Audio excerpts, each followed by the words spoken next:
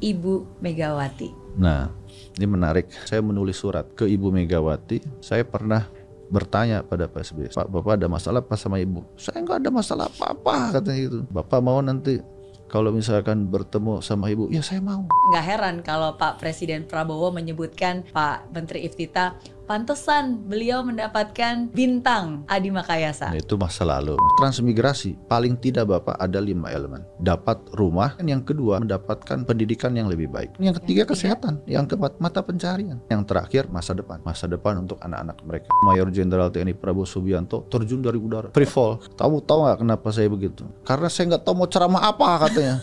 Saya waktu dulu taruna bandel. Infanteri, infanteri, infanteri, dengarlah suaraku ini. Suara seorang calon bupati, bupati dari Lebah Tidar. Saya jadi penasaran nih, apa yang waktu itu disampaikan ke Pak Presiden sehingga membuat beliau terpesona dan terconvince? Jangan bilang-bilang. Kehormatan, hari ini teman ngobrol saya adalah Menteri Transmigrasi Republik Indonesia, Bapak Iftita Sulaiman Suryanagara. Halo Pak Iftita. Terima kasih atas undangannya, Miss Mary. Sama-sama. Terima kasih juga sudah meluangkan waktu di tengah kesibukan ya. Ya. Iya. Tadi sebelum mulai saya konfirmasi dulu nih, ini namanya Suryanagara atau Suryanegara? Takutnya salah ucap atau salah spelling. Ternyata memang Suryanagara. Dan ada arti di balik nama belakang itu. Jadi waktu saya kecil saya ingat, saya mungkin umur 6 tahun ya. Ya biasa pencarian jati diri. Jadi saya beberapa kali tanya sama ayah saya. Itu Suryanagara itu artinya apa gitu. Kalau Muhammad saya pernah dengar, Iftitah saya pernah dengar karena doa Iftitah. Sulaiman juga saya pernah dengar. Nah, kalau Suryanagara itu apa gitu. Nah, beliau menyampaikan itu diambil dari nama leluhur saya. Katanya ada bupati, dulu namanya Adipati ya. Adipati Suryanagara. Nah, yang memerintah selama kurang lebih 38 tahun menjadi bupati. Jadi waktu itu doanya saya kepikirnya, wah mungkin saya diharapkan menjadi bupati kan gitu. Nah, setelah itu saya riset. Tapi saya udah puas dengan jawaban itu, tapi masih belum clear. Ini bupati mana begitu. Karena masih kecil saya pikir mungkin Bupati Pandeglang gitu ya. Cuma dulu kan cari informasi nggak mudah ya. Betul. Nggak seperti sekarang ada Wikipedia, ada Google, internet gitu kan. Nah, akhirnya pas sekitar tahun 2000-an begitu saya dapat informasi tidak ada bupati, ada buku dari Pemda Pandeglang mengeluarkan daftar nama bupati. Ternyata nggak ada nama Bupati Suryanagara. Apalagi berkuasa 38 tahun. Iya. Jadi saya pikir mungkin ayah saya keliru, ya kan. Nah, tapi saya nggak tanya lagi. Baru 5 tahun belakangan ini, setelah justru ya pada saat saya mau menjadi menteri ini, nah itu barulah mulai kebongkar. Nah kebongkarnya itu kayak apa ya, metafisik ya. Jadi kayak spiritual. Jadi puzzle yang terbuka. Betul. Gitu ya. Jadi kayak gini, maksud saya tidak dari tempat yang diduga-duga. Contoh misalkan ada teman saya atas pertahanan di Myanmar. Myanmar apa Laos ya? Myanmar. Beliau telepon saya, Iftitah, kamu harus jarah ke leluhur, katanya begitu. Nah, terus beliau bilang disamperin sama leluhur saya. Kan sesuatu yang saya juga apa enggak kan begitu. Nah, terus kemudian ada lagi saya ketemu orang yang indigo. Minta video call. Terus menyampaikan kurang lebih yang sama, bicaranya soal leluhur. Akhirnya saya terus kemudian datang ziarah gitu ke makam ayah saya, ke makam kakek saya. Barulah mulai kebuka yang dimaksud dengan Suryanagara itu adalah Adipati Bupati Sumedang. Nah, Adipati Suryanagara ada yang pertama kalau tidak salah itu Adipati Suryanagara kedua begitu kalau tidak salah ya. 1 atau 2 mungkin kedua. Itu coba berapa tahun gitu, 4 tahun kalau salah. Terus saya bilang, apa ini? Gitu. Oh ternyata beliau punya putra. Nah putranya itulah yang 38 tahun. Memerintah di Sumedang. Saya sendiri secara korelasi langsung saya kurang tahu. Tapi itulah kira-kira saya nggak bisa tanya ayah saya lagi karena sudah berpulang ya. Tapi ternyata betul. Yang saya ingat waktu saya umur 6 tahun itu, bupati yang 38 tahun yang memerintah itu ternyata ada, cuma bukan di Pandeglang tapi di Sumedang. Nah itu kalau terkenalnya, populernya disebutnya Pangeran Kornel. Pangeran Kornel, Pangeran Kornel itu artinya Pangeran Kolonel. Karena beliau punya nama gelar lain gitu, Pangeran Kusuma Dinata. Kemudian konon dikasih pangkat oleh Belanda kolonel. Cuma mungkin kalau orang daerah gitu kan, kolonel jadi Kornel. Nah terkenalnya Pangeran Kornel. Salah satu momentum beliau yang paling populer itu adalah melawan Belanda pada saat beliau rakyatnya diminta kerja paksa oleh Belanda. Terus kemudian tidak diberikan upah yang sepadan begitu. Konon katanya beliau megang senjata begitu di sebelah kanan, jadi menyodorkan tangan kirinya untuk bersalaman. Jadi ibaratnya siap bertempur lah begitu dengan Belanda. Katanya ada patungnya. Dan saya mungkin seminggu yang lalu baru ditelepon sama mantan ajudannya ayah saya. Saya tanya sama beliau, ternyata benar. Ayah saya tuh sudah beberapa kali ziarah ke Sumedang. Jadi ini sesuatu fakta yang saya baru tahu, bahkan dalam beberapa bulan terakhir. Gitu. Puzzle-nya dengan cerita tadi, umur 6 tahun tadi. Demikian. Kadang memang waktu yang akan menjawab ketika kita sudah siap menerima dan mendapatkan informasi tersebut. Betul. Terima kasih sudah membagikan kisahnya. Sama-sama. Dan saya percaya banget nama yang diberikan oleh orang tua itu ibaratnya sebuah doa. Jadi di balik arti sebuah nama sesungguhnya ada doa baik yang ditujukan untuk anaknya sehingga ya hidupnya pun juga sesuai seperti apa yang didoakan. Dan hari ini Pak Menteri menjadi Menteri Transmigrasi Republik Indonesia, ditunjuk oleh Pak Presiden Prabowo. Untuk anak zaman now mungkin kata transmigrasi itu cukup asing, tapi kalau untuk anak zaman saya yang dulu ketika SD suruh ngafalin nama-nama menteri, transmigrasi itu termasuk salah satu yang dulu dihafalkan karena di zaman Orde Baru waktu itu juga termasuk salah satu kementerian. Tapi ditiadakan dan sekarang dihidupkan kembali. Betul. Nah hari ini pengen tahu lebih banyak lagi tentang transmigrasi dan lebih banyak tahu juga tentang perjalanan hidup Pak Menteri Iftitah. Karena baru beberapa hari yang lalu kebetulan saya juga hadir di Kongres Partai Demokrat. Terima kasih untuk undangannya, bisa hadir di sana bersama dengan berbagai tamu undangan. Tapi satu hal yang saya ingat di pidato Pak Presiden Prabowo, Pak Prabowo meluangkan waktu 5 menit untuk membahas tentang Menteri Transmigrasi Pak Iftitah. Dan beliau menyebutkan luar biasa paparannya dan bahkan bukan hanya paparannya, konsepnya sungguh luar biasa membuat beliau terkesima. Jadi saya jadi penasaran nih, apa yang waktu itu disampaikan secara langsung ke Pak Presiden sehingga bisa membuat beliau begitu terpesona dan terconvince. Jadi ini ada ceritanya juga nih Mas Mary.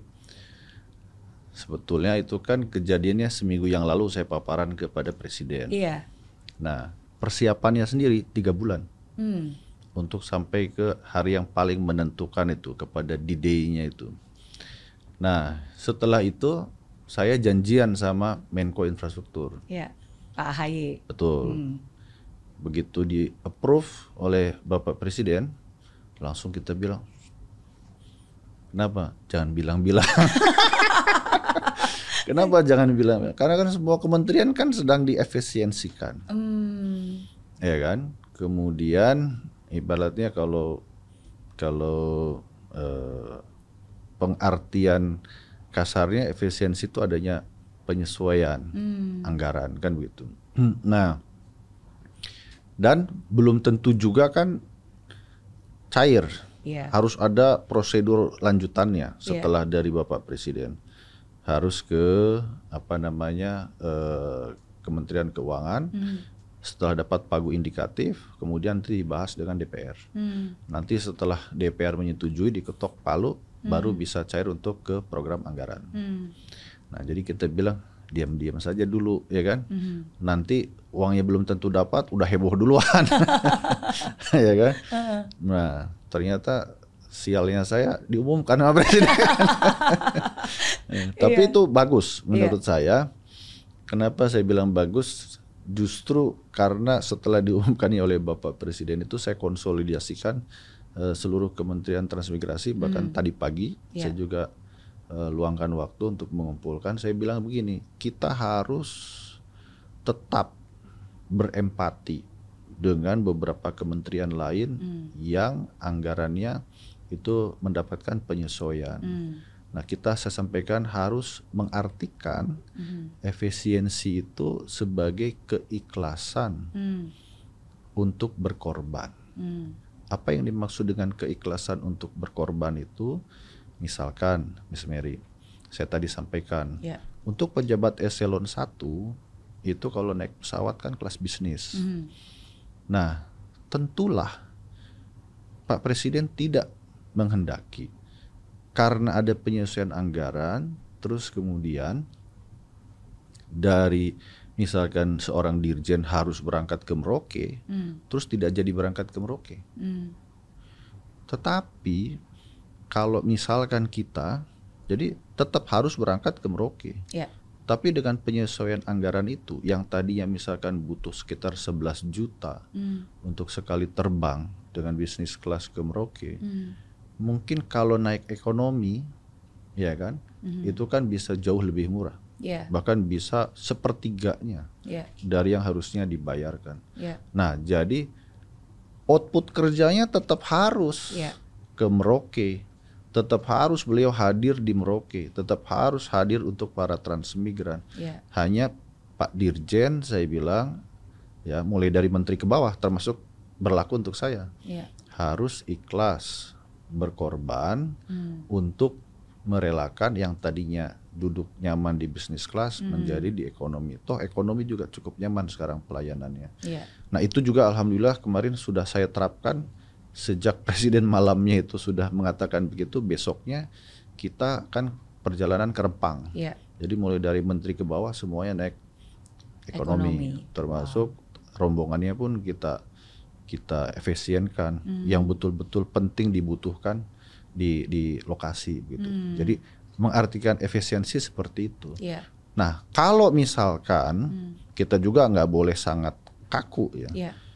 Kalau misalkan ternyata hanya ada kelas bisnis, tidak ada lagi ekonomi yang tersedia, terus kemudian harus tetap ke Papua karena ada sesuatu petugas, ya nggak apa-apa naik bisnis. Jadi lebih kepada sisi itunya. Makanya saya sampaikan jangan dihambur-hambur, walaupun uang itu belum tentu kita dapatkan, tapi kita sudah sejak D-Day, sejak pertama kita lakukan efisiensi anggaran sebagai bentuk empati kepada seluruh pegawai pemerintahan yang betul-betul niat tulus Bapak Presiden kan sebetulnya itu adalah beliau ingin mencegah kebocoran anggaran. Mohon maaf dengan segala hormat, ada persepsi bahwa seringkali pemerintah itu yang penting anggarannya habis, gitu, mindsetnya begitu. Padahal kan kita semua mengetahui uang itu kan dikumpulkan dari pajak rakyat, dari Miss Mary juga, dari seluruh pekerja profesional yang banting tulang mengumpulkan uang tidak mudah, terus kemudian sekian persen diserahkan kepada negara untuk dikelola oleh pemerintah. Harapan Bapak Presiden, uang itu jangan disia-siakan. Harapan oleh Bapak Presiden, uang itu dikapitalisasikan. Jadi mulai memiliki nilai tambah yang lebih besar. Gitu. Nah, oleh karena itu mindset itu yang saya gemakan, yang saya suarakan, yang saya tanamkan kepada seluruh pegawai kementerian, bahwa kalau misalkan kita dapat anggaran berapapun itu kita jangan kecil hati. Yang penting dengan anggaran sekian outputnya harus lebih daripada itu, harus memberi nilai tambah. Makanya kemarin sebetulnya saya niatkan kepada Bapak Presiden bahwa kita tidak meminta anggarannya. Sebetulnya yang kita ingin tahu seberapa concern Bapak Presiden terhadap Kementerian Transmigrasi. Mohon maaf, Miss Mary, ada juga perspektif yang cukup negatif. Jangan-jangan itu cuma bagi-bagi jabatan. Nah, itu kan kita lihat dari besarannya anggaran seberapa concern Bapak Presiden. Maka 3 bulan kita melakukan persiapan. Nah, bagaimana cara melakukan persiapannya? Kita overhaul paradigma lama menjadi paradigma baru, ditransformasikan. Ini perjalanan yang tidak mudah, karena mengubah segalanya. Sampai dengan tadi sebelum kesini pun saya habis sekitar 4 jam untuk merancang program dan anggaran itu betul-betul supaya proper, supaya sesuai dengan normanya, bahkan memberikan economic value added. Jadi tidak sia-sia anggaran itu, outputnya itu betul-betul maksimal. Nah, jadi saya sampaikan begini, Pak, opsi 1, ya kan? Kalau di militer sebetulnya opsi yang diharapkan itu opsi 1. Kalau di militer. Oke, jadi kalau kita selalu ngasih 3 opsi, sesungguhnya yang diharapkan itu opsi pertama. 1, betul. Nah, tapi saya sengaja opsi 1 yang terkecil. Karena saya bilang begini, pegawai saya itu sekitar 500 orang. Mampu tidak mengelola anggaran nanti yang lebih besar. Itu juga harus dihitung. Jadi jangan sampai kita over promise under delivery begitu. Jadi saya sampaikan, oke, saya berapa yang terendah? 300. Kemudian saya sampaikan ke Pak Sekjen, Pak Dirjen, sebetulnya kalau kita mau kecepatan kencang ini berapa minimal? Kata mereka, Pak, kalau 1,1 T sesuai dengan apa yang Bapak rancang, itu kita sudah bisa lari kencang begitu. Dengan adanya transmigrasi Patriot, nanti ada 5 program transmigrasi yang akan saya bisa jelaskan juga. Kemudian itu opsi kedua berarti yang menengah. Betul. Jadi saya sengaja justru saya pancing beliau untuk pilih opsi 1. Kenapa? Saya nggak apa-apa sih bilang di opsi 1 juga. Kenapa? Nanti saya akan upayakan maksimal kolaborasi dengan dunia usaha. Sejak awal kan begini kerangka anggarannya itu. Kami ini bagian dari Kementerian Induk, Kementerian Desa. Kementerian Desa waktu itu punya anggaran sekitar 2,5 T. Kami hanya 5%-nya saja. Jadi hanya kebagian sekitar 122 miliar dari anggaran total. Nah, kemudian disarankan oleh Kementerian Keuangan agar mengajukan ABT. Nah, alokasi belanja tambahan. Nah, kemudian saya sampaikan kita fokus pada produknya. Kita jangan fokus pada anggarannya. Kalau produknya bagus, nanti Presiden beli, saya bilang begitu. Jadi kita harus fokus kepada produknya ini. Nah, apa yang jadi fokus produknya Pak Presiden itu? Presiden itu tidak kurang, tidak lebih 1 masalah penciptaan lapangan kerja. Kemudian yang kedua swasembada pangan, energi, air. Kemudian yang ketiga juga sumber daya manusia. Nah, kemudian yang keempat juga itu terkait dengan terobosan untuk meningkatkan produktivitas yang bisa diukur dengan kuantitas. Gitu. Baru yang kelima selalu beliau katakan masalah efisiensi dan cegah kebocoran anggaran. Jadi 5 itu saya sampaikan arahan Bapak Presiden harus kita jalankan dan tuju. Misinya apa? Misinya pertumbuhan ekonomi 8%. Bagaimana Kementerian Transmigrasi bisa mengolah produk yang sesuai dengan arahan Presiden untuk mencapai misi, itu tantangannya. Itu yang selama 3 bulan kita siang malam. Bahkan pernah kita lembur tuh 3 hari 2 malam, ya kan? Dan saya nggak kerja sendiri. saya dibantu oleh para pegawai Kementerian Transmigrasi. Saya bilang saya butuh tim percepatan. Kita seleksi psikologinya, seleksi mental ideologinya, seleksi psikotesnya, IQ-nya juga, wawancara, kemampuan bahasanya. Saya dapat yang bagus-bagus sekitar 7 orang, lulusan dari ITB, dari UGM, dan militansinya bagus. Sehingga ketika diberikan tugas itu jauh lebih terarah. Pak Sekjen, Pak Wamen, Pak Dirjen juga betul-betul guyub lah untuk menghasilkan produk yang baik. Dan alhamdulillah diterima oleh Bapak Presiden. Nah, yang saya katakan kepada para pegawai saya malah ngeri, saya bilang gitu. Kenapa? Karena jangan-jangan harapannya kan kalau saya kan skema 1. Iya, yang paling kecil anggarannya ya. Supaya saya bilang saya bisa ke dunia usaha. Jadi kan tadi sejak saya dapat yang kecil itu saya udah keliling sebenarnya ke dubes-dubes, ke para pengusaha dunia usaha. Saya sudah mulai menyiapkan mental bahwa ya sudah kita dapatnya anggaran rendah lah gitu. Harapannya Pak Sekjen kan tadi 1,1 triliun. Nah, 2,55 T itu kita anggap bonus. Ternyata saya bilang nih kalau paparannya seperti ini konsepnya, jangan-jangan Presiden minta skema lebih daripada itu, dan ternyata benar. Ternyata benar begitu. Jadi beliau minta saya kalau bisa ada skema 4. Nah, cuma saya juga kan harus mengukur diri kan.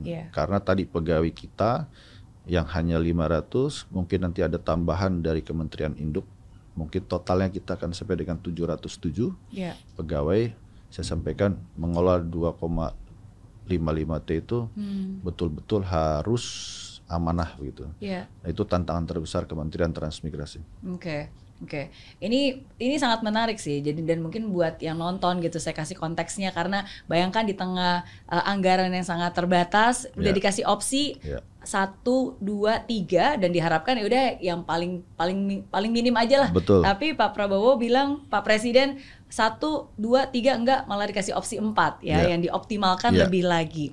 Tapi menurut saya itu bukannya tanpa alasan sih, karena ketika pertama kali saya mendengarkan pemaparan dari Pak Menteri, karena kebetulan waktu itu kan memang rapat di Kemenko Infrastruktur bersama dengan 5 kementerian. Pertama kalinya saya mendengar Pak Menteri memaparkan tentang transmigrasi. Dan itu mengubah cara pandang saya, karena transmigrasi itu bukan hanya sekedar memindahkan kepadatan dari Jawa ke daerah-daerah yang ada di luar Jawa, tapi benar-benar transformasi. Dan bukan hanya konsep saja, bentuk visual yang sangat baik ditambah secara rencana nih sangat baik. Salah satu hal yang saya selalu ingat adalah membangun kawasan-kawasan itu tematik.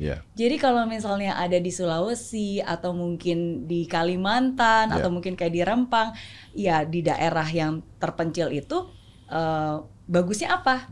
Jadi membangun kawasan yang tematik. Apakah bagusnya itu lautnya? Apakah mungkin untuk perkebunannya gitu?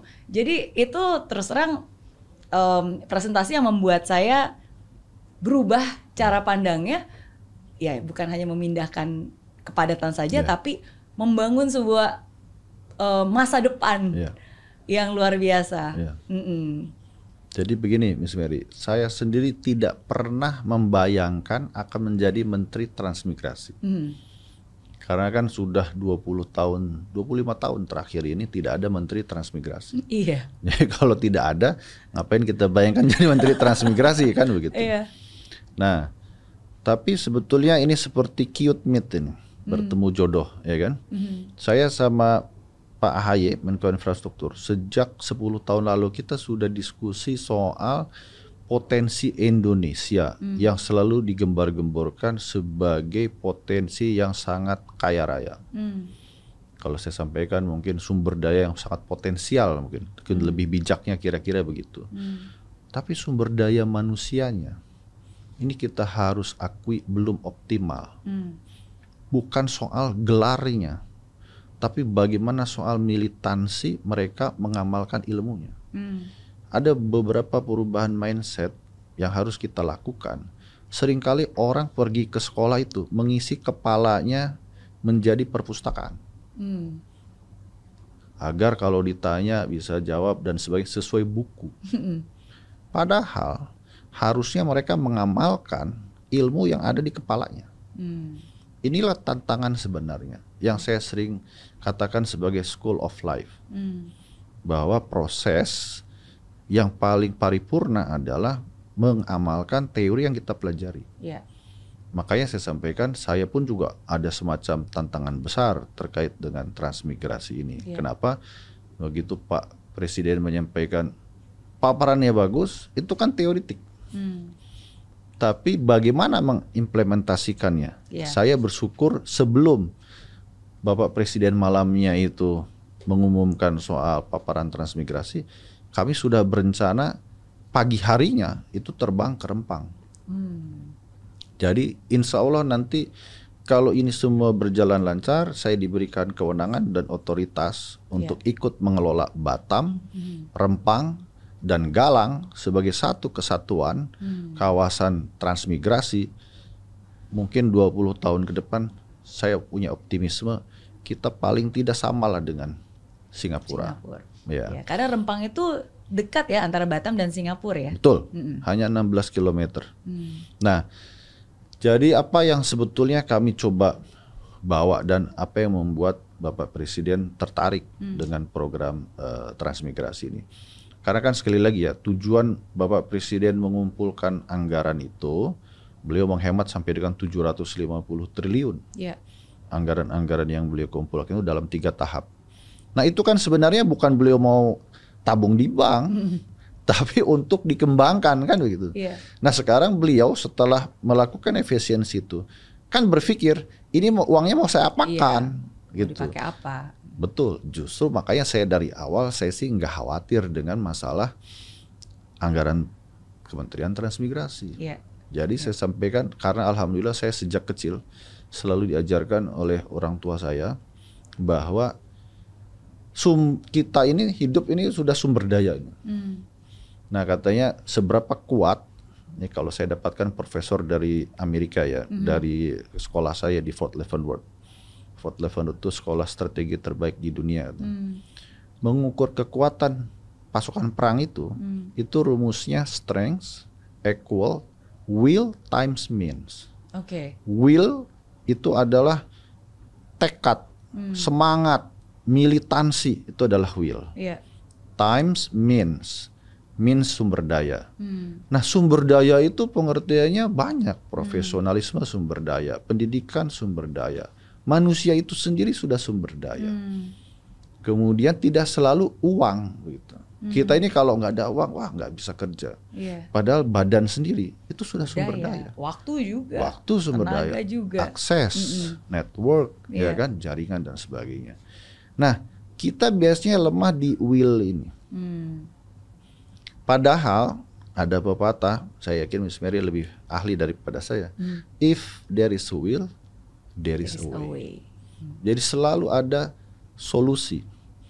Bahkan katanya untuk mencapai Roma ada 1001 jalan menuju Roma, begitu kan? Betul. Nah, jadi ini yang kita suka agak harus kita akui, mungkin gagal memahaminya, bahwa pendidikan itu sebetulnya soal karakter itu adalah untuk menumbuhkan will ini, karena will ini adalah energi. Nah, energi ini tidak diciptakan dan tidak bisa dimusnahkan, sudah ada. Tinggal bagaimana dibangkitkan, sama dengan kita mau olahraga. Kadang-kadang yang membangkitkan itu musik, misalkan, ajakan teman, ya kan? Misalkan ada pacarnya olahraga, semangat, ya kan? Jadi, nah inilah. Atau mungkin ada tujuannya mau nikah, pakai bajunya harus bagus, gitu. Betul. Ya. Jadi banyak sekali lah bagaimana cara kita membangkitkan will itu. Nah, oleh karena itu saya sampaikan kepada Bapak Presiden bahwa Bapak, mari kita kembali back to basic ke transmigrasi. Jadi tahun 46 founding fathers kita, Pak Muhammad Hatta, Wapres, menyampaikan kita mesti melakukan industrialisasi besar-besaran di luar Pulau Jawa. dan menjadikan tenaga kerja dari Jawa sebagai menjadikan penduduk Pulau Jawa sebagai tenaga kerja yang dalam rangka distribusi penduduk. Jadi sebetulnya yang dimaksud oleh Pak Wapres waktu itu Muhammad Hatta bukan migrasinya dulu. Fokus utamanya pada industrialisasinya itu. Nah, ini juga yang menjadi semangat Bapak Presiden. Karena sesuai dengan rumus pertumbuhan ekonomi kan, rumus pertumbuhan ekonomi itu kan satu consumption ditambah investasi, ditambah government spending, kemudian ditambah ekspor dikurangi import.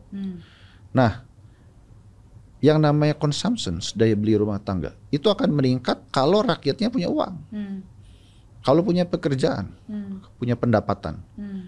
Government spending itu akan meningkat kalau rakyatnya bayar pajak, sehingga bisa dibelanjakan untuk infrastruktur dan fasilitas lainnya. Nah, investasi akan meningkat kalau rakyat bekerja, ada produktivitasnya. Jadi produktivitas berskala ekspor itulah yang menjadi titik fokus utama. Itulah yang akan menimbulkan multiplier effect bagi yang komponen-komponen lainnya. Menurut Pak Muhammad Hatta waktu itu industrialisasi besar-besaran itu. Apa sih industrialisasi itu? Penggunaan teknologi oleh sumber daya manusia yang unggul untuk menciptakan pertumbuhan ekonomi baru di seluruh potensi kawasan Indonesia itu.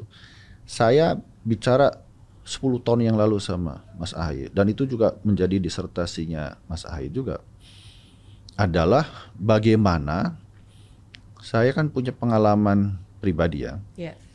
Seperti contoh di Jawa Timur, saya pertama kali penempatan sebagai militer itu di Batalion Kavaleri 8 Tank Pasuruan Kostrad di daerah Beji, Kecamatan Beji di Pasuruan. Waktu pertama kali ke situ, aduh, saya agak nelongso juga, ya kan? Karena baru pertama kali saya ke Jawa Timur seumur hidup ya saat itu. Memang asalnya dari mana? Saya asli dari Banten. Dari Banten. Pandeglang, ya kan? Saya bilang ini negara mana? Nah, terus kemudian saya mencoba untuk mencari hiburan. Jadi energi saya cukup besar. Waktu itu kerjanya cuma latihan terus gitu, ya kan? Jadi kadang sampai latihan malam hari, mengemudi kan. Waktu itu tanknya tank Scorpion.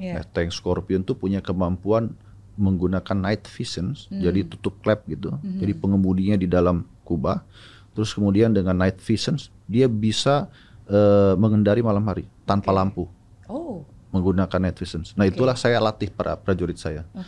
Jadi sudah latihan sampai malam pun saya masih punya energi, ya kan? Sabtu Minggu misalkan saya kuliah juga di Surabaya, terus energi saya alihkan ke mana? Ke menjadi petani mangga. Petani mangga? Ya. Jadi saya mulai belajar bagaimana cara menanam mangga. Ada namanya mangga gadung. Kalau saya di Pandeglang menyebutnya harum manis. Karena rasanya harum, baunya harum, rasanya manis. Harum manis. Ternyata di sana namanya mangga gadung. Sekarang populer disebut dengan mangga alpukat. Nanti kalau panen saya insya Allah kirim buat Mas Mary. Saya taunya ada mangga gedong gitu. Mangga alpukat. Nah, kalau sekarang disebutnya mangga alpukat. Itu enak sekali.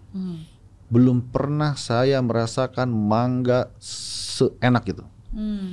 Nah, saya pelajari. Nah, ternyata saya pelajari apa yang membedakan dengan yang mangga saya di Pandeglang atau saya pernah tinggal di Bogor. Dan bahkan setelah saya traveling, saya pernah merasakan mangga di India, saya pernah merasakan mangga di Port Said, Mesir, saya pernah merasakan mangga di Amerika, kiriman dari selatan, Amerika Selatan. Tidak ada yang, even yang Thailand, tidak ada yang seenak mangga Pasuruan. Ternyata setelah saya pelajari, karena kondisi tanahnya, airnya, suhu udara, cahaya dan sebagainya sangat mendukung untuk mangga. Makanya dalam forum ke depan saya mengusul kepada Bupati Pasuruan harusnya itu aset yang luar biasa. Tiap-tiap rumah harusnya nanam mangga itu. dimasalkan harusnya. Yeah. Nah, kemudian yang kedua, pengalaman pribadi saya itu adalah saya pernah diceritakan oleh Ibu Ani, ya kan? Bu Ani itu nanam pohon matoa di Cikeas. Kemudian Bu Ani pernah nyampaikan ke saya, Iftitah, ini matoa dari Kepala Dinas Pertanian Papua. Ibu bawa dari Papua. Tapi kok rasanya nggak seenak yang di Papua. Padahal bibitnya tuh dari Papua. Sama. Nah, saya belajar dari yang mangga tadi. Saya bilang, Bu, ini mungkin karena ekosistemnya di Cikeas nggak cocok untuk matoa. Cocoknya ya di Papua, begitu. Nah, kemudian ada apa namanya? Yang terakhir saya alpukat. Saya dapat kiriman alpukat dari seorang sahabat saya. Ternyata dari Lampung Timur. Itu luar biasa alpukatnya itu. Saya nggak terlalu suka alpukat, tapi harus dicampur dengan yang manis ya, kayak Esteller. Baru saya mau makan alpukat. Harus dengan susu. Tapi ini mentahnya luar biasa. Nah, akhirnya saya uji ke beberapa teman saya yang dari luar ya, luar negeri. Saya kirim ke beberapa teman saya yang dari Inggris, yang dari Jerman, yang dari Prancis, yang dari Spanyol, Italia, Amerika, Australia, Jepang, semua mengatakan minta import. Nah, sayangnya ternyata kapasitas petani kita nggak mumpuni. Saya pernah protes juga sama Pak Presiden SBY. Pak, saya kok kalau ke Singapura jarang loh saya ketemu buahan dari Indonesia. Dapatnya durian Musangking. Yang saya harus beli ada satu biji tuh 3 juta gitu. Iya kan? Bener mahal. Nah, padahal durian kita nggak kalah luar biasa. Ada Kasongan yang menurut saya lebih hebat daripada Musangking. Nah, Pak SBY pernah nyampein ke saya juga kurang tahu di mana. Sudah saya support pun seperti itu. Nah, inilah tata kelola inilah yang menurut saya peluang bagi transmigrasi. Itu baru bicara soal satu hal, tanaman pertanian. Belum kita bicara soal potensi yang lainnya. Contoh, saya kemarin ketemu dengan Gubernur Maluku Utara terpilih, Ibu Sherly. Beliau menyampaikan, Pak, tolong bangun di Mortai, kawasan transmigrasi, kita kembangkan Pak di sana. Terus saya tanya sama beliau, Bu, itu kan banyak kepulauan. Itu ada nggak tempat yang bagus untuk wisata? Ada Pak, bahkan katanya ada di Morotai itu lautan yang kita bisa berenang sama hiu. Iya. Wow. Saya kurang tahu, katanya hiunya hiu jinak katanya. Sejinak-jinaknya hiu saya nggak tahu. Ya kan, katanya kedalaman 16 meter begitu. Nah, kemudian saya ceritakan itu ada salah satu wakil bupati ya dari Sitaro. Apa ya? Nah, kemarin itu di daerah Sulawesi Utara. Ya kan? Nah, mereka juga bilang, Pak, di tempat saya ada pada bulan-bulan sekitar bulan April itu masa di mana kita bisa melihat paus kawin. Ikan paus kawin. Betul. Nah, saya kebetulan sorenya saya kedatangan tamu investor dari Inggris. Saya ceritakan itu. Mereka bilang, Pak, ini dunia akan datang. Kenapa? Karena mereka mau membeli pengalaman. Jadi saya sampaikan luar biasa loh. Kekayaan Indonesia ini kalau kita tekuni satu-satu dengan ilmunya, dengan pengalaman yang kita miliki, School of Life tadi, itu bisa meningkatkan produktivitas, meningkatkan pendapatan, meningkatkan lapangan kerja, menciptakan banyak lapangan kerja, dan pada ujungnya akan meningkatkan pertumbuhan ekonomi. Nah, sekarang saya fokus ke Rempang. Rempang saya bilang akan menjadi salah satu pilot project. Walaupun Bapak Presiden menyampaikan, tolong kamu fokuskan juga ke Papua. Nah, saya sampaikan begini. Khusus untuk di Papua, kita akan lakukan transmigrasi lokal. Tapi kita akan mendatangkan banyak ahli, expert lulusan-lulusan dari luar negeri begitu, itu untuk masuk ke Papua, membantu rakyat Papua, mengembangkan, memberdayakan rakyat Papua sendiri. Saya menggunakan filosofi telur. Filosofi telur itu apa? Kalau kita mau hidup, telur itu harus menetas dari dalam, bukan dari luar. Kalau dari luar kematian, kalau menetas dari dalam itu kehidupan. Maka kita harus berdayakan masyarakat Papua sendiri. Saya dalam tanda petik ya, saya challenge masyarakat Papua, tolong yang pintar-pintar jangan keluar, bangun Papua.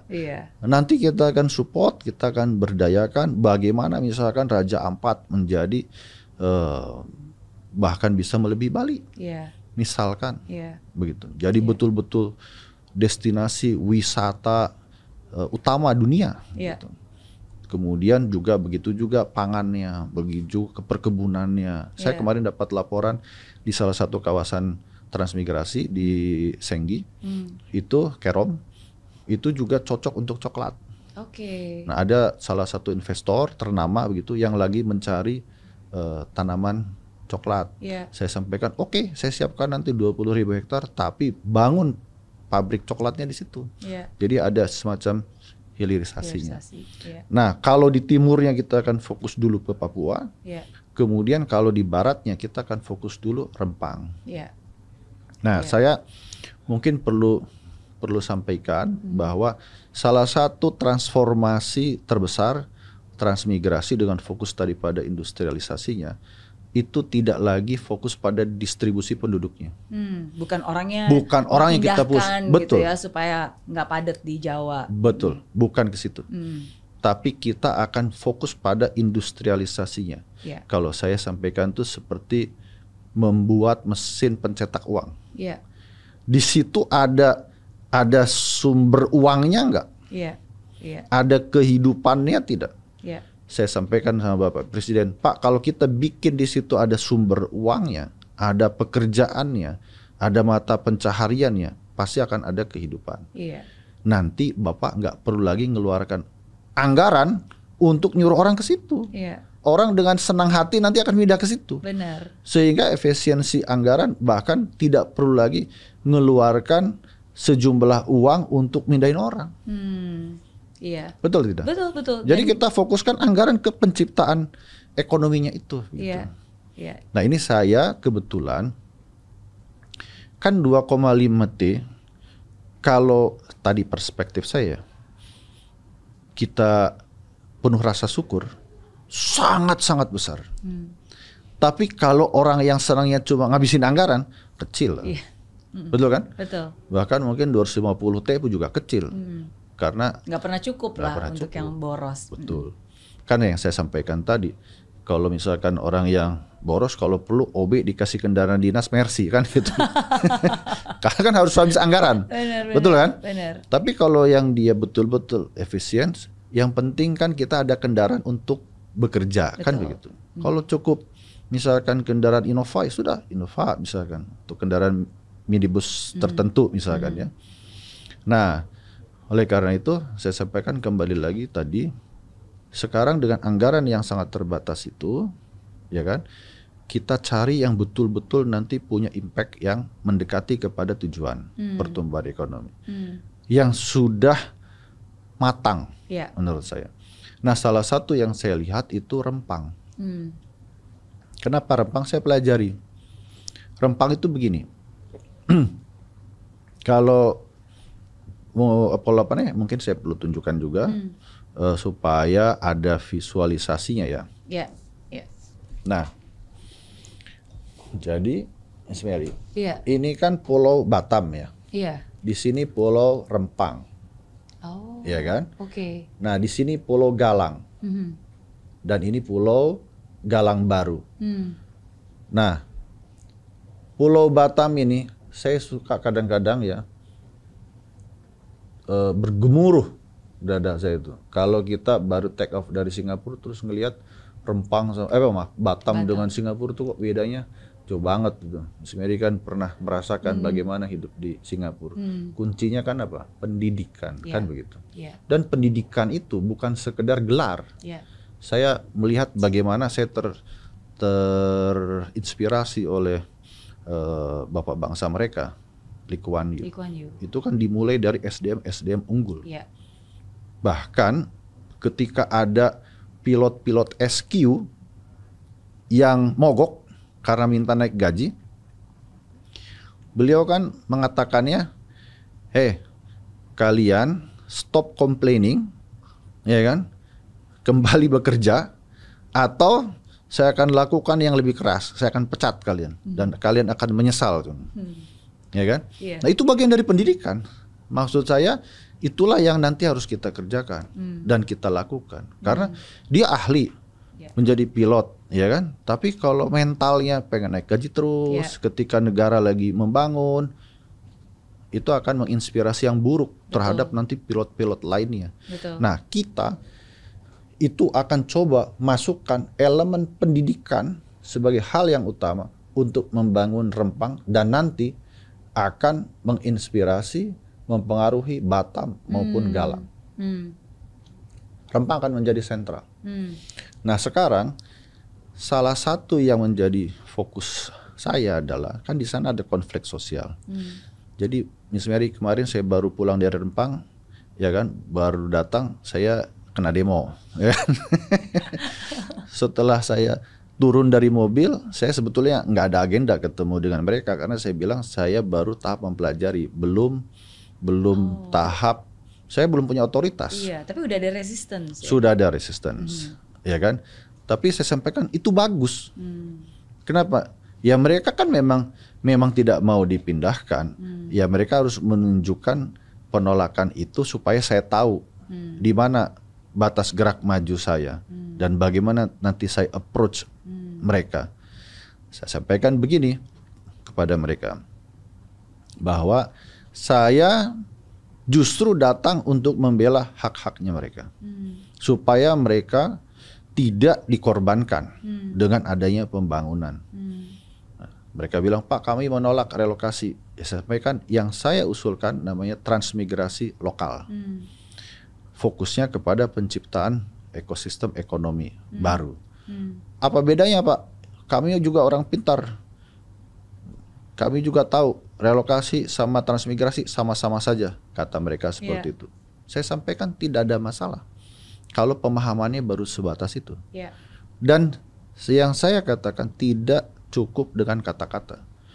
Bahkan saya katakan insya Allah kalau saya sudah diberi otoritas untuk menjadikan kawasan itu sebagai kawasan transmigrasi, saya sudah niatkan Kementerian Transmigrasi akan berkantor di Pulau Rempang.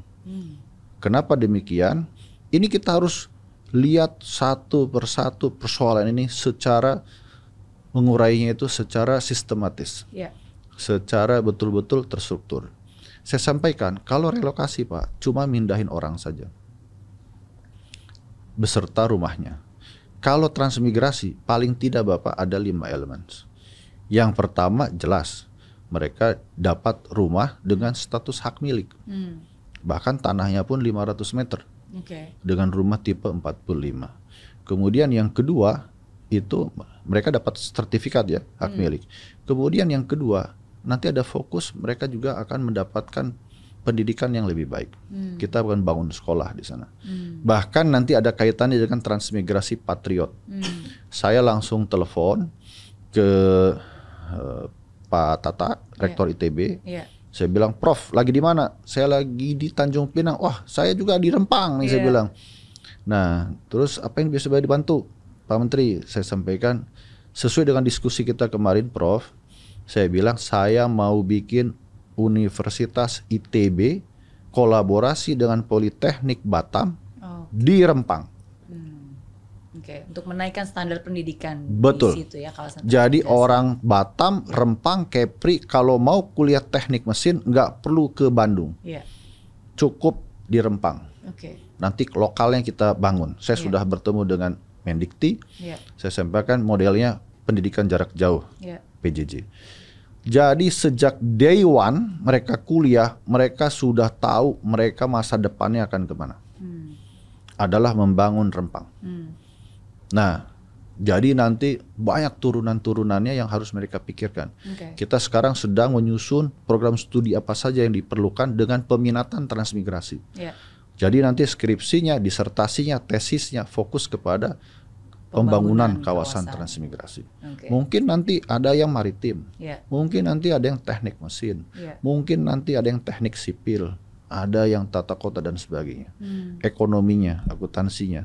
Tapi memang kita lebih fokuskan ke STEM, yang sesuai dengan amanat Bapak Presiden. Kemudian yang ketiga kesehatan. Kita juga kan, saya sudah menghadap juga Pak Menteri Budi Gunadi Sadikin. Saya sampaikan, Pak, nanti tolong di kawasan-kawasan transmigrasi yang menjadi prioritas kami, kesehatannya juga harus yang utama. Beliau siap juga untuk mendukung. Kemudian yang keempat, mata pencarian.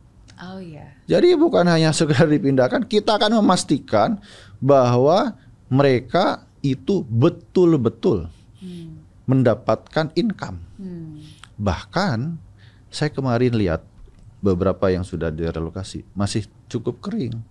Maksudnya hanya bangunan, terus kemudian ya dia mungkin biasanya berdagang, dia bikin di rumahnya itu kayak semacam toko kelontong gitu, ya kan, jualan snack, jualan apa gitu, makanan dan sebagainya. Saya sampaikan kemarin ke Pak Sekjen sama Pak Dirjen, Pak, nanti kalau ini sudah ditetapkan sebagai kawasan transmigrasi, anak, bapak, ibu semuanya produktif. Tanah yang tersedia 400 meter itu bikin hidroponik, hortikultura dan sebagainya, pasok ke Batam, ya kan? Jadi ini juga nanti akan kita yakinkan. Seperti saya kemarin ke Kalimantan Selatan, itu tiap-tiap rumah, Mas Mary, itu punya jamur merang. Jadi ibu-ibunya tuh senang. Tiap hari katanya gajian itu punya pendapatan 100 sampai 150 ribu. Kan lumayan. Betul. Jadi membangun kawasan industri sesuai dengan potensi kawasan itu. Dan penduduknya semua gotong royong. Jadi nggak semua macam-macam, beda-beda. Kalau memang jamur merang ya semuanya. Gitu. Nanti ada off taker yang ngambil. Benar. Nah, kemudian yang terakhir masa depan. Masa depan untuk anak-anak mereka. Jadi itu kan tanggung jawab orang tua itu kan terhadap anak-anak. Kita akan pastikan bahwa masa depan mereka itu kan jauh lebih berarti, berguna dibandingkan kalau mereka hidup sporadis. Saya juga memahami bahwa kadang-kadang kita ini kan senang diadu domba oleh orang-orang lain. Nah, kenapa kita nggak bersatu dengan memanfaatkan potensi-potensi yang kita hadapi? Nah, terkait Rempang nih, saya mau sedikit cerita juga. Itu Rempang sekarang itu kan persoalannya tadi karena ada yang tidak mau direlokasi, makanya nggak jadi-jadi. Tapi saya juga melihat memang kalau nggak dititeni kalau bahasa Jawa itu ya, ditekuni lah begitu, itu memang kata kunci nomor satu untuk melakukan pembangunan itu membangun trust, kepercayaan. Contoh, saya kemarin datang, Pak, kami sudah direlokasi 60 kakak. Katanya dijanjikan sertifikat. Kok sampai hari ini belum ada sertifikatnya? Akhirnya saya telepon Wamen ATR. Saya sampaikan, Pak Wamen, kita janjian ya, saya bilang, tekad. Sebelum sholat Id, mereka harus dapat, sebelum sholat Id sebulan lagi nih, mereka harus dapat SHM. Oke, kata. Nah, nanti saya lagi kerja dulu.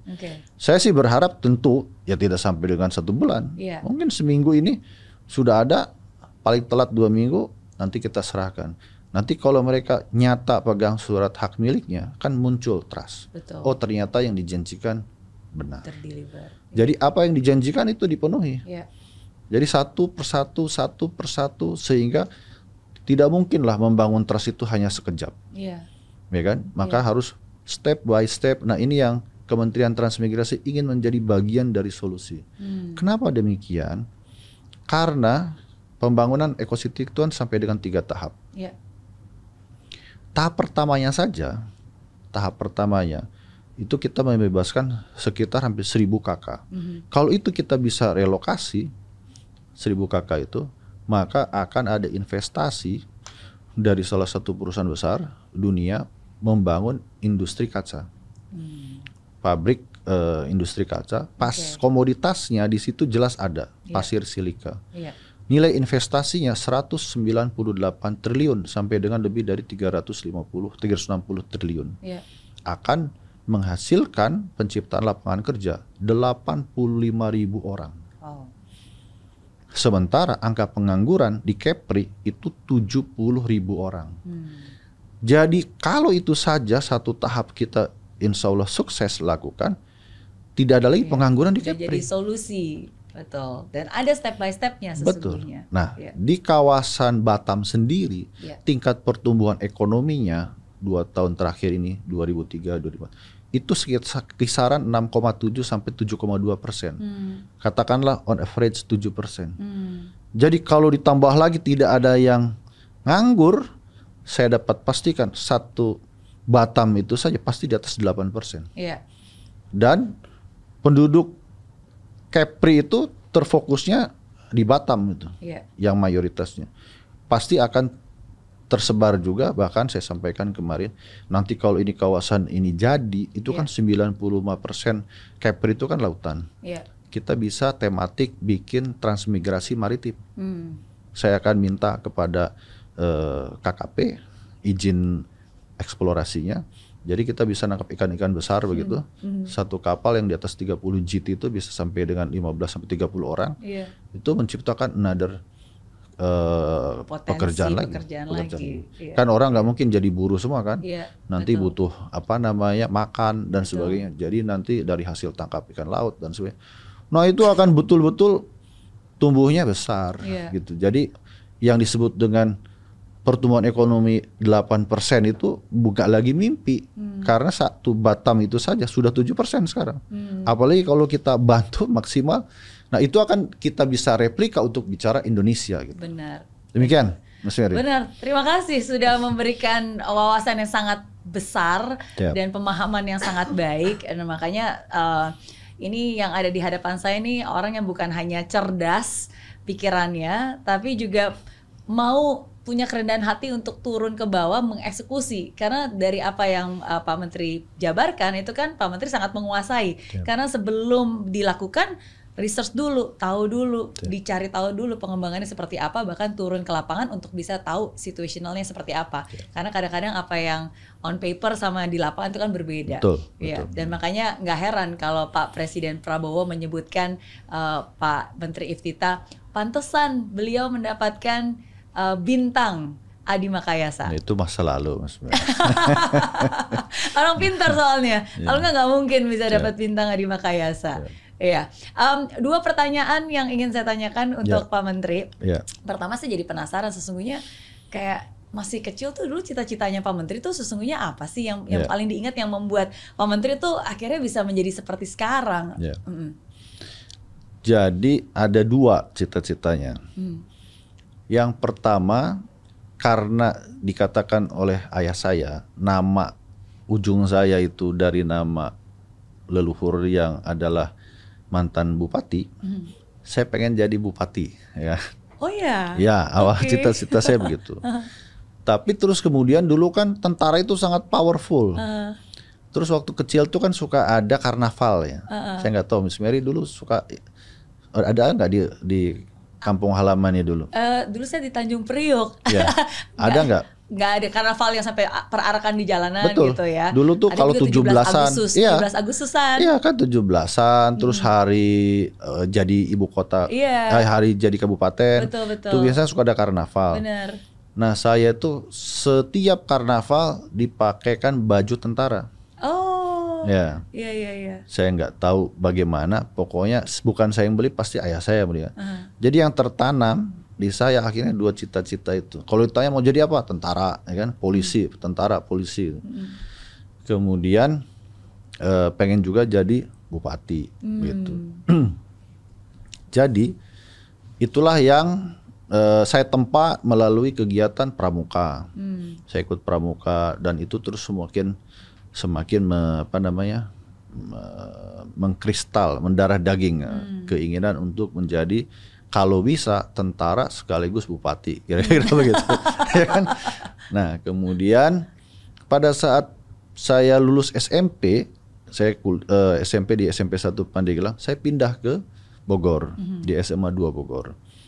Nah, lingkungan di Bogor itu mungkin ya sudah lingkungan reformasi itu tahun 92 sampai 95. Jadi sama tentara itu nggak seperti di Pandeglang yang sangat mengagungkan tentara gitu. Mereka lebih akademik, lebih ini. Jadi saya pun terbawa. Saya diskusi dengan mahasiswa SMA itu, dengan mahasiswa IPB, saya tergerak, saya pengen masuk ke IPB. Jadi saya siapkan diri saya untuk masuk IPB dan alhamdulillah saya diterima di Fakultas Teknologi Pertanian, jurusan Teknologi Pangan di IPB. Pantesan makanya petani mangga waktu itu, sekarang baru tahu. Nah, jadi saya setahun di IPB. Nah, terus kemudian satu saat, nah anak-anak TPG ini anak-anak pinter. Jadi saya merasa bodoh sendiri. Jadi saya pernah satu waktu ya kan masuk di laboratorium, terus saya bilang kayaknya bukan tempat yang cocok saya di sana. Ya kan, lihat anak-anak kanisius jago-jago ya kan, nilainya 110 ya kan. Kita nilai 97 aja nomor 3 di paling belakang. Nah, akhirnya saya sampaikan kayaknya saya pengen balik back to basic. Pengen kembali jadi tentara, pengen jadi bupati melalui tentara. Nah, akhirnya saya daftarlah ke Akabri. Dan alhamdulillah diterima. Nah, ini yang bagus juga, menarik bagi saya jadi selalu teringat. Pada saat saya mau ke Magelang, saya konsultasi sama ayah saya. Saya masih ingat di ruang tamu. Saya tanya sama ayah saya tahun 28 Juni tahun 95.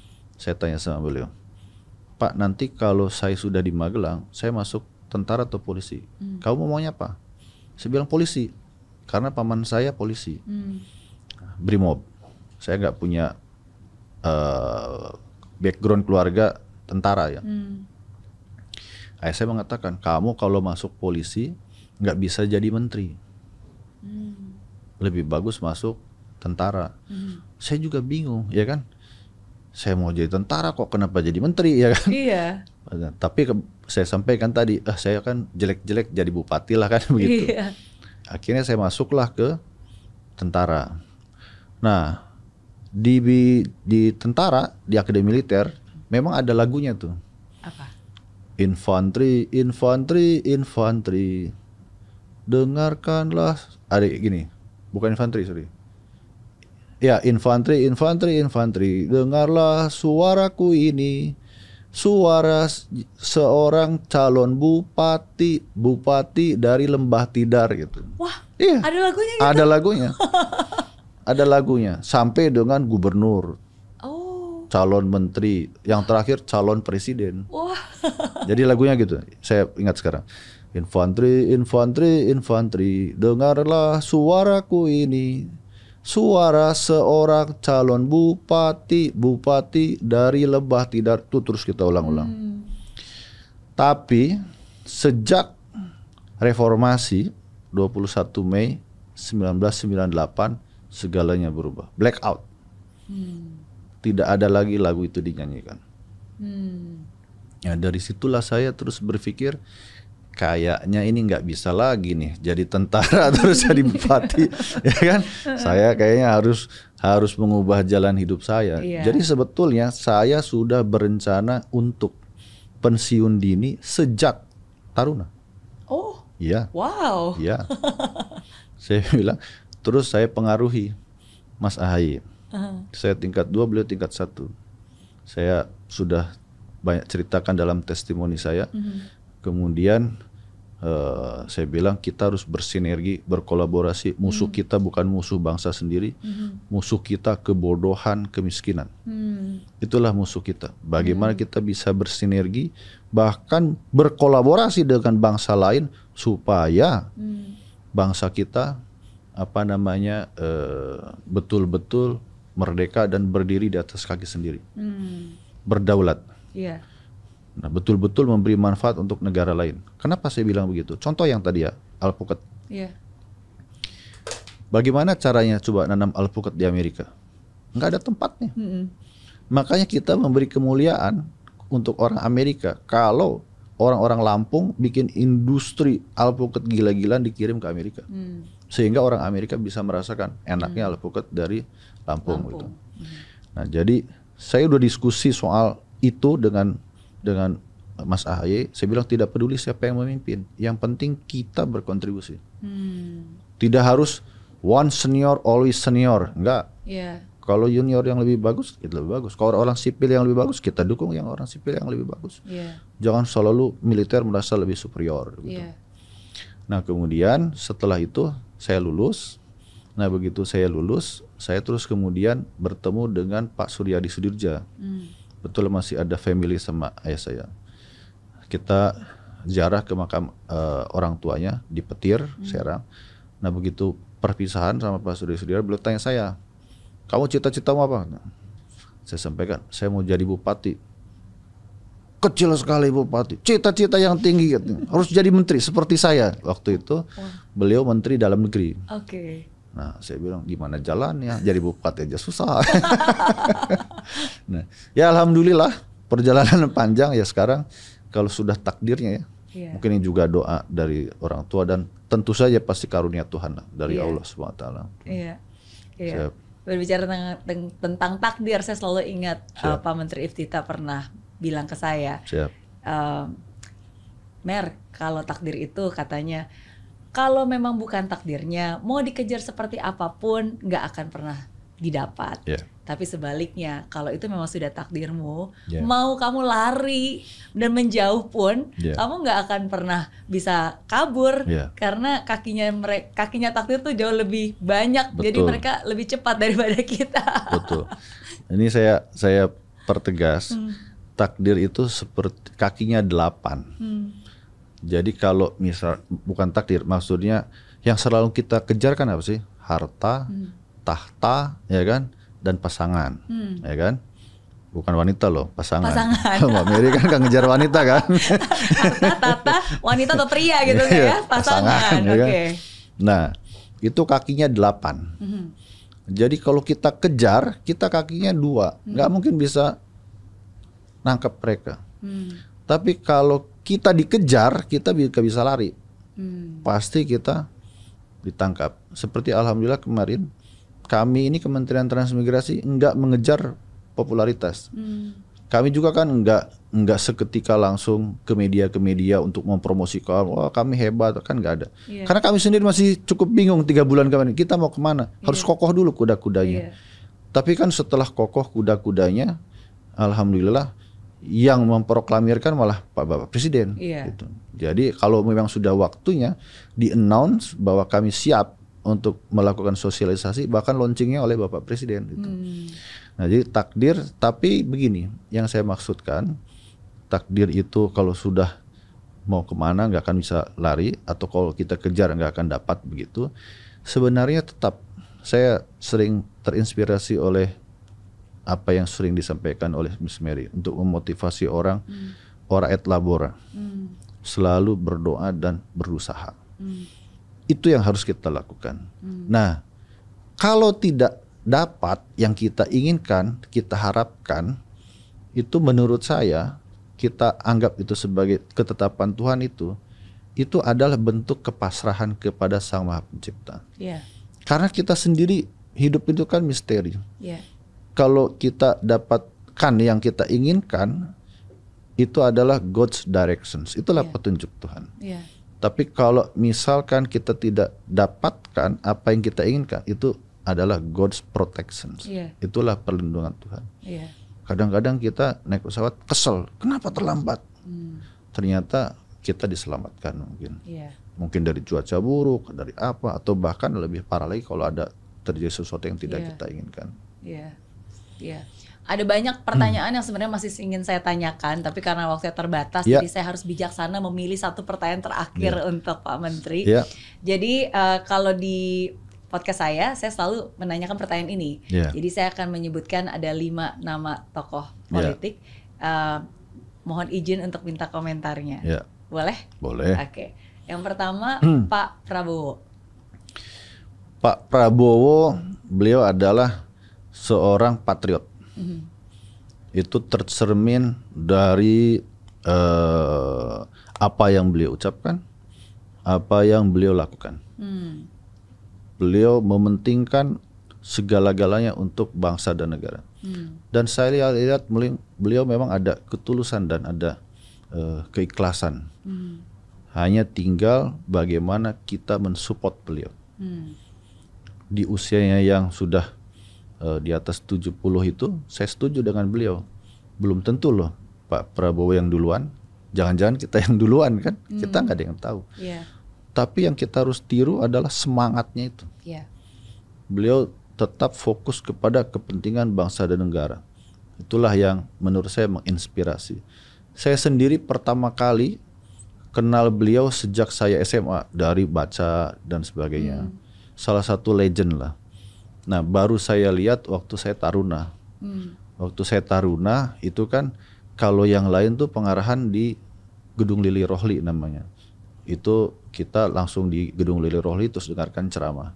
Nah, suatu saat Danjen Kopassus mau paparan, mau ceramah. Kita disuruh kumpul di lapangan Sabta Marga, lapangan bola. Saya bilang di mana ininya, apa namanya, pengarahannya. Ternyata kita menunggu kedatangan Danjen Kopassus, waktu itu Mayor Jenderal TNI Prabowo Subianto terjun dari udara. Free fall. Nah, jadi beliau masuk ke akmilnya lewat udara. Itu orang bilang kan lead by example. Itu satu aksi bercerita banyak itu. Nah, jadi di situ kesan pertama saya. Saya simpan tahun 2011. Saya tanya sama beliau. Saya ketemu one on one begitu. Pak, saya terkesan Bapak apa namanya waktu itu ceramah tahun 97 masuk lewat udara, saya bilang. Karena belum pernah ada jenderal yang melakukan itu. Nah, beliau ketawa. Ha katanya. Tahu nggak kenapa saya begitu? Karena saya nggak tahu mau ceramah apa katanya. Saya waktu dulu taruna bandel. Orang nanti apa namanya mengingatnya yang bandel. Kok orang taruna bandel kok suruh paparan katanya, suruh ceramah, ya kan? Nah, ternyata betul-betul beliau mengubahnya sekejap. Nggak perlu lagi kita melihat memori beliau apakah itu bandel atau tidak. Toh kita juga tidak ada pada zaman itu. Tapi bahwa courage, ya kan? Jiwa kesatria dan patriot yang beliau tunjukkan itu cukup mengena. Saya sendiri nggak terlalu hafal apa paparan waktu ceramah itu, ya kan, soal pengembangan Kopassus dan sebagainya, ya kan. Yang paling saya hafal ya beliau terjun dari udara itu gitu. Memang action speak louder than words. Satu tindakan itu jauh lebih berharga dari ucapan. Betul. Oke, yang kedua, Pak SBY. Pak SBY itu saya kenal juga. Yang membedakan beliau dari tentara-tentara lainnya, yang saya tahu, mohon maaf ya, pada era itu zaman saya SMA, ini saya pakai analogi saja, cerita rakyat lah begitu. Kalau kita naik bis, ya kan, terus kemudian ditanya, Pak, ongkosnya, terus dia bilang anggota, ya kan, berarti itu warga kelas 1, namanya TNI Angkatan Darat. Atau kalau misalkan, gitu kalau misalkan, ya kan, kaki kita keinjak, terus yang injak yang rambut cepak. Nah, kita harus tanya dulu, bapak tentara atau bukan gitu. Ya kan? Kalau tentara kita takut dimakan ya. Kalau misalkan tentara, izin Pak, ya kan, kaki saya keinjak. Ya kan?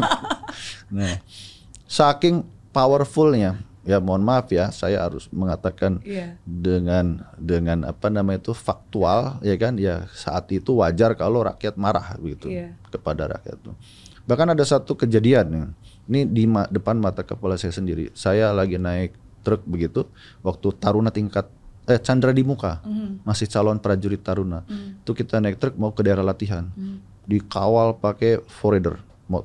Ada mobil nggak mau minggir-minggir, akhirnya disalip sama forrider, disuruh berhenti. Habis itu dijotos.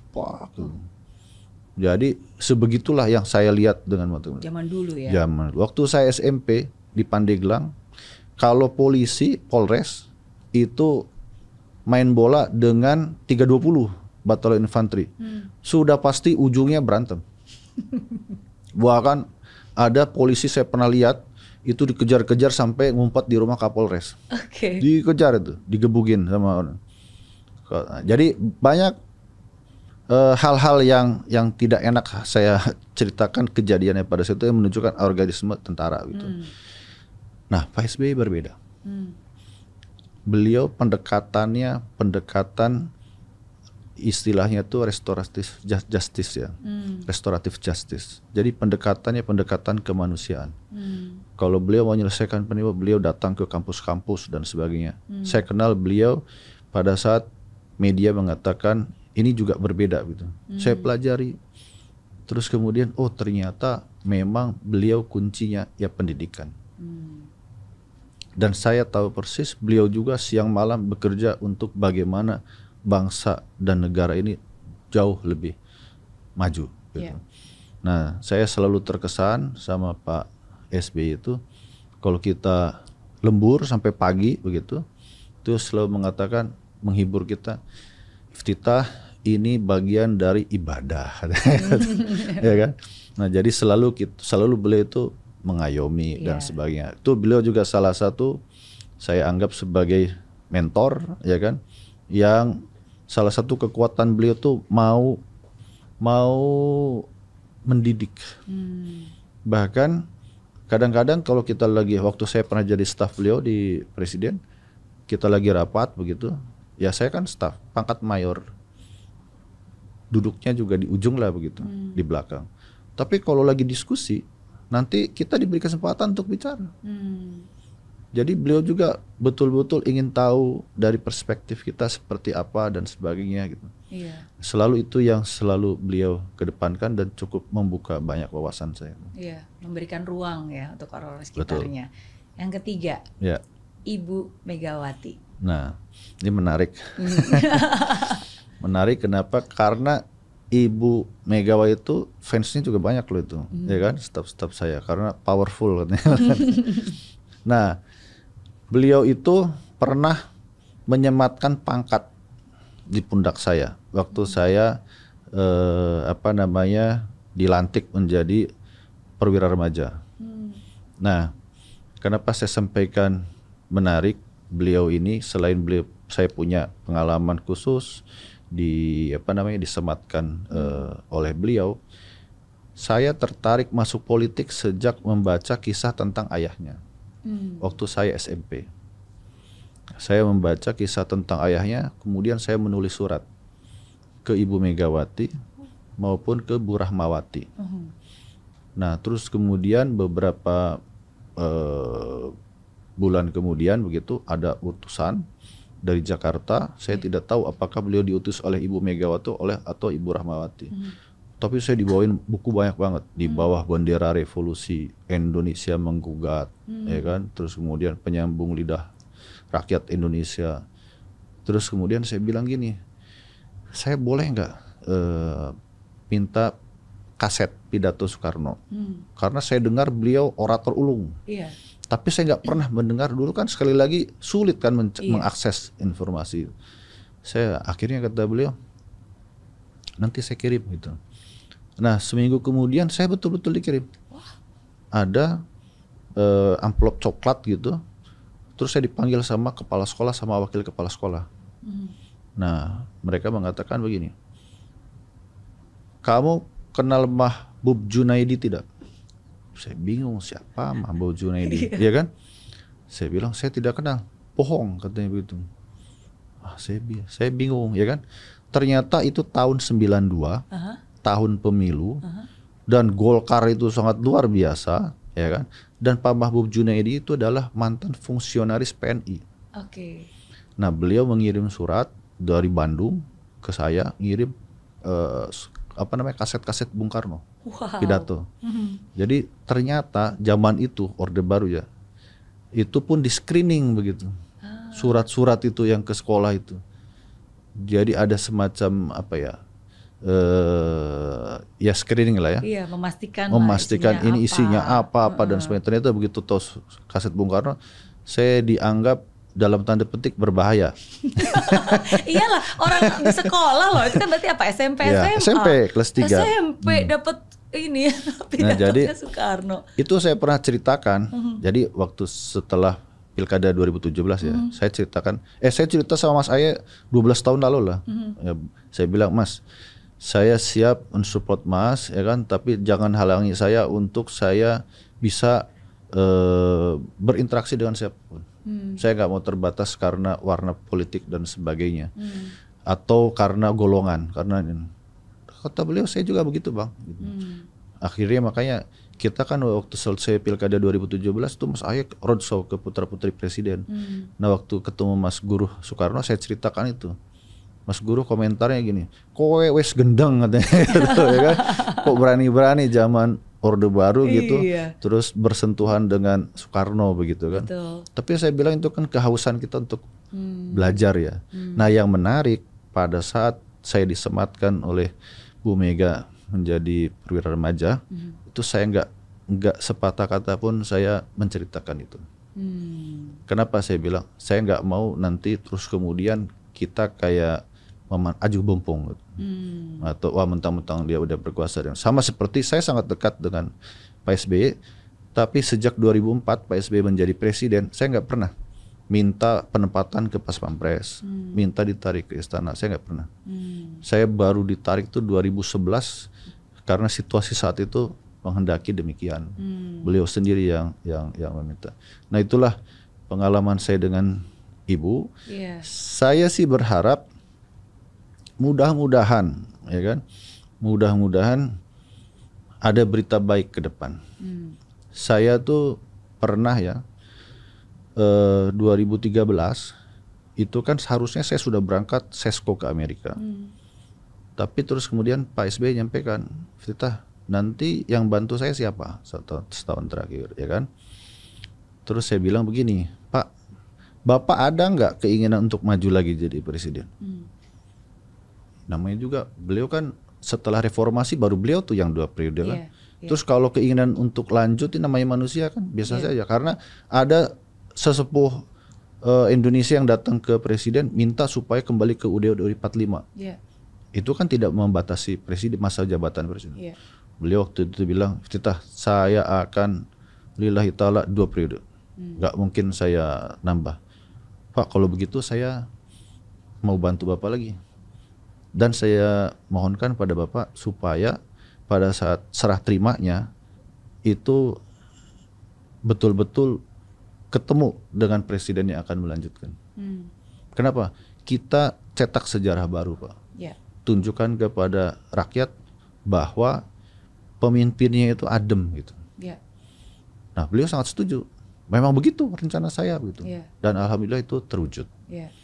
Maksudnya Pak Jokowi datang, serah terima istana sama beliau, kemudian Pak SBY pergi. Sebelum itu kan tidak. Sebelum itu kan tidak, saya tidak perlu menyebut dari awal sampai dengan. Nah, oleh karena itu dalam konteks itu saya sampaikan ke depan situasi politik dalam konteks seperti ini, saya pernah bertanya pada Pak SBY, saya kadang-kadang suka usil tanya, Pak Bapak ada masalah apa sama Ibu? Saya nggak ada masalah apa-apa katanya gitu. Bapak mau nanti kalau misalkan bertemu sama Ibu, ya saya mau. Saya yakin juga Pak Jokowi juga mau, Pak Prabowo juga mau. Semua ingin duduk bersama-sama bagaimana membangun bangsa ini bersatu. Kan contohnya Danantara saja kan Pak Presiden ingin semua presiden membantu beliau. Karena yang dibutuhkan adalah persatuan. Dan itu adalah kekuatan bangsa Indonesia. Itulah kenapa minoritas pun dihargai. Haknya. Kita tidak main hitungan suara loh. Para pendiri bangsa ini menghargai bahwa minoritas bagian dari tak terpisahkan dari rakyat Indonesia. Jadi inilah menurut saya salah satu modal kapital terbesar bangsa ini. Semoga nggak perlu bersurat lagi ya. Kalau 30 tahun yang lalu Pak Iftitah bersurat dan dibalas, zaman sekarang nggak perlu bersurat. Semoga Bu Megawati juga nonton video ini. Siapa tahu melalui podcast ini ya kan. Saya coba panggil letnan yang gila itu dong. Benar. Siapa tahu suratnya masih disimpan. Jadi kan bring back the memories ya. Siapa tahu. Oke. 2 orang lagi. Gus Dur. Nah, Gus Dur saya senang dengan jok-joknya. Saya dulu membaca kolumnis beliau kalau di koran bola. Dulu ada koran bola kan. Itu bagus-bagus kok. Beliau kan seorang kolumnis juga tentang bola dan sebagainya, ya kan? Banyaklah jok-joknya yang bisa saya ceritakan juga. Salah satu joknya beliau tuh, ya kan, katanya kan dulu ada 3 orang Indonesia, orang Prancis, sama orang Itali, ya kan, terdampar. Terus kemudian mereka menemukan botol, ya kan, setelah dibuka ada jinnya.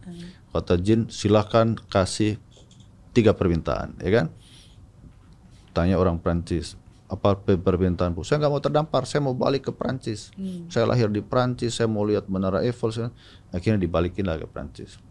Yang satu Itali, saya bilang saya mau balik ke Roma, saya dilahirkan di Roma, saya pengen balik lagi ke Roma. Akhirnya dibalikan ke Roma. Ditanya orang Indonesia, ya kan, apa permintaan kamu? Di sini kok sepi ya, coba balikin 2 teman saya. Banyaklah jok-joknya Gus Dur itu yang mana. Nah, saya pada saat dilantik itu oleh Presiden Abdurrahman Wahid. Jadi surat pengangkatan saya sebagai perwira pun dilantiknya itu oleh ditandatangani oleh Gus Dur. Pada saat saya dilantik itu, karena waktu itu alhamdulillah saya mendapatkan kesempatan untuk interaksi dengan Presiden. Saya justru diskusinya bukan diskusi ya, tapi merapatnya ke Gus Dur karena beliau mau menyampaikan pesan. Pesan beliau itu yang saya ingat, kamu baca surat Al-Kahfi. Saya waktu itu masih belum dong lah ya, apa surat Al-Kahfi itu, ya kan. Nah habis gitu udah selesai. Itu terngiang di saya, tapi nggak pernah juga saya baca secara apa disebutnya, secara serius, ya kan isu. Terus kemudian waktu berlalu, pada saat saya membantu Mas Ahaye, saya ceritakan sama Mas Ahaye. Terus kita sama-sama pelajari apa itu surat Al-Kahfi itu. Ternyata tentang kekuatan anak muda. Jadi ada anak muda yang tidak sepakat dengan keadaan zaman saat itu, terus kemudian bersembunyi di gua Kahfi, kemudian tidur, katanya konon tidurnya sampai 1000 tahun. Intinya perlawanan terhadap situasi saat itu. Jadi lebih baik mengasingkan daripada ikut arus seperti itu. Inti utamanya adalah pemuda harus memiliki kekuatan baik dalam pikiran maupun tindakan. Nah itulah kemudian Mas Ahaye menggagas namanya Muda Adalah Kekuatan. Itu dari pesan Gus Dur sebetulnya. Kita mendapatkan ilhamnya dari situ. Menarik. Menarik. Ada banyak presiden yang sudah menyematkan dan melantik Pak Menteri Iftitah sesungguhnya. Ya. Yang terakhir berarti Pak Agus Harimurti Yudhoyono. Dia adalah sahabat yang sangat inspiratif. Tidak mudah mendapatkan sahabat yang sangat inspiratif. Rata-rata kalau saya lihat teman itu kan paling enak diajak yang nggak bener kan gitu. Ya kan? Saya yakin saya punya banyak kekurangan, Mas Ahaye juga ada kekurangannya. Tapi beliau adalah sahabat yang sangat inspiratif, yang selalu berlomba-lomba dalam kebaikan. Ini saya beri contoh yang paling sederhana saja, ya kan? Beliau itu paling tekun kalau misalkan sudah punya keinginan. Salah satu contohnya, saya tuh pernah di WA sama Ibu Ani tahun 2017. Iftitah sampaikan sama Agus, itu badannya udah melar. Jadi pemimpin nggak boleh melar, ya kan? Ingatkan olahraga dan sebagainya. Saya bilang, saya juga gemuk, gimana mau ingetin? Nah akhirnya sampaikan, Mas ini ada amanah dari ibu, tapi jangan lihat saya ya, ya kan? Saya bukan contoh yang baik, saya bilang, ya kan. Nah terus bilang, oh ya bang terima kasih. Setelah itu beliau setiap hari ke gym. Setiap hari ke gym. Dan saya harus akui, ya kan? Saya sendiri kalau lagi ada semangat ke gym karena diinspirasi oleh Mas Ahaye. Saya bilang beliau junior saya, apapun ceritanya, ya kan? Malu saya sebagai senior kalau saya tidak bisa juga ikut memberi contoh gitu. Walaupun saya lebih banyak bukan jadi contoh yang baik. Kalau Pak Prabowo bilang kan Pak SBY contoh taruna yang baik, saya taruna yang bandel. Kira-kira begitulah saya sama Mas Ahaye kan. Beliau taruna yang baik, saya taruna yang bandel gitu. Nah, ketekunannya kadang kalau ke kalau ke daerah begitu, yang saya kaget jam 1 masih barbelan. Ya kalau di hotel ada barbel oke lah. Ini nggak pernah kita di Pulau Buton itu, ternyata beliau bawa barbelnya sendiri. Oh iya. Betul. Wow. Dari Jakarta barbel itu beliau bawa untuk barbelan begitu, ya kan? Saya bilang luar biasa juga, ya kan? Determinasinya itu cukup tinggi. Nah, kita itu kan kalau nggak dengan strong will, saya yakin sih itu nggak mungkin tercipta. Kalau soal kerja jangan ditanya lah. Di staffnya beliau tuh ada istilah, ya kan? Kalau makan nggak pernah kurang, cuma tidur yang kurang. Betul.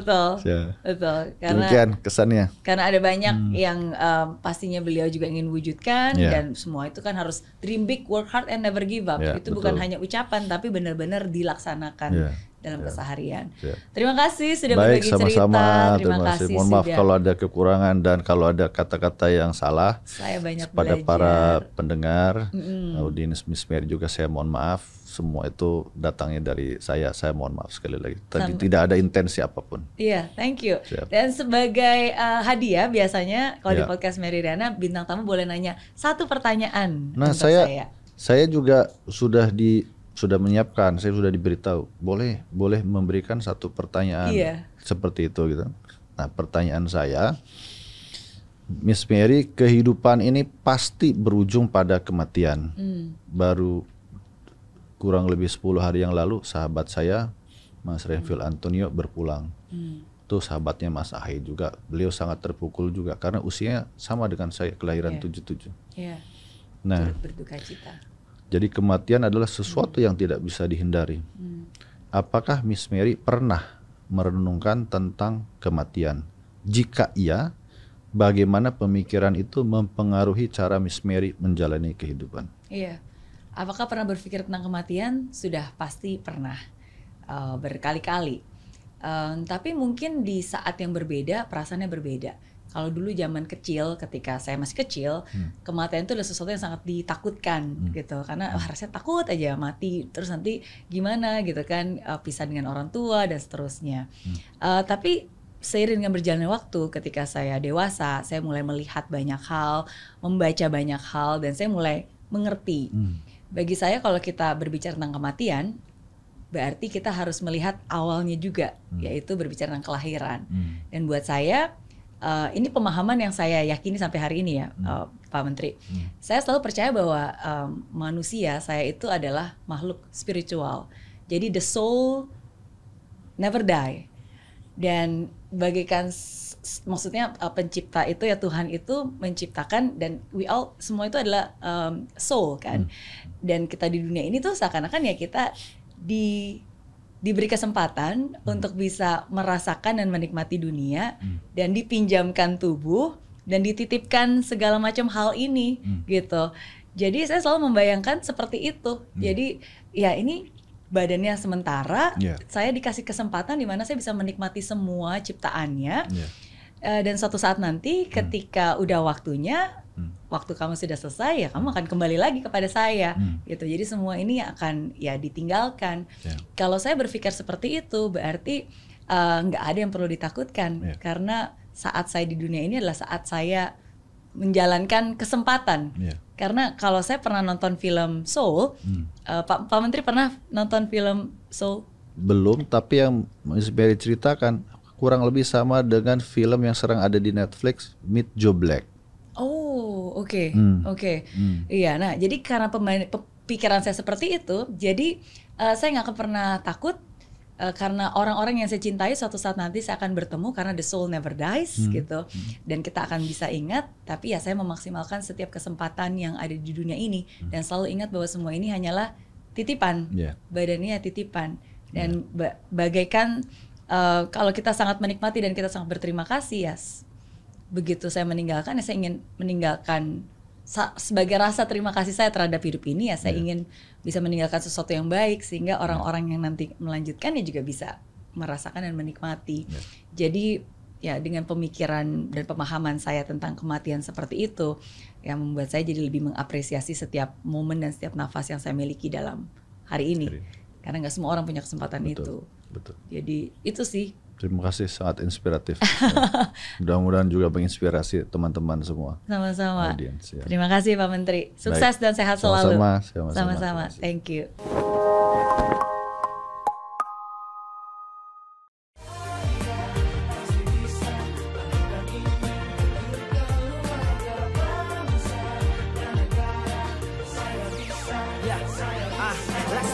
Tanpa hujan, hidup tanpa tujuan, kering dan mati tanpa hijaunya tumbuhan. Demikian kalau mimpi tak kunjung terjadi.